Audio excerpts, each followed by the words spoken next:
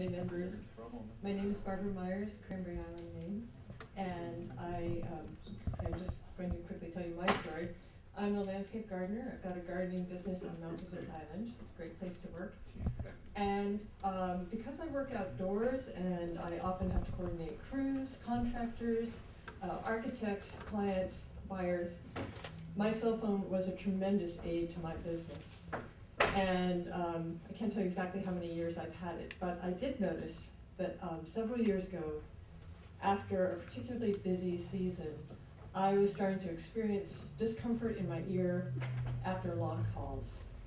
And by the end of that very summer, even a brief call was causing pain in the ear where I always use my phone. And at first I didn't even make the connection.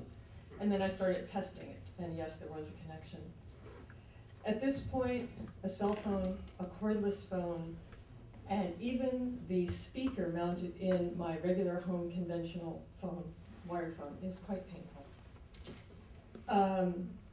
This and my town's decision to install townwide Wi-Fi led me to start investigating the effects of electromagnetic fields and low levels of radio frequency radiation. I too am convinced that we can move forward in technological developments and still take on, in a public standpoint, not as industry, but as people in Maine, some better safeguards and precautionary steps as we go along. I have a 7-year-old daughter, and I had my cell phone turned on and on my body 24/7 while I was pregnant. I nursed for hours at a time talking to my mom and my sister while talking on a cordless phone.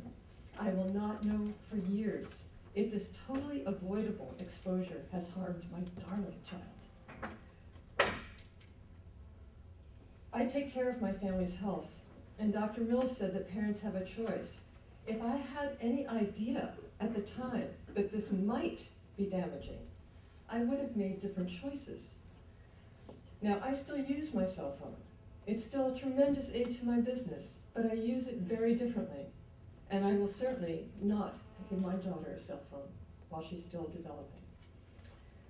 This warning would provide the first baby step towards helping people make informed decisions, because I do believe, having read on it on and off now for about 4 or 5 years, that there is enough evidence for us to be more than just cautious. This is a developing health issue.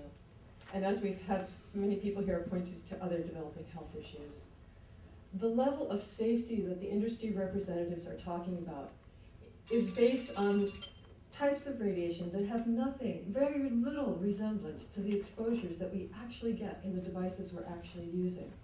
And given that, I think that technology will develop, the industry will develop safer devices, but only if they're pushed by citizens and consumers like me and by governments like you.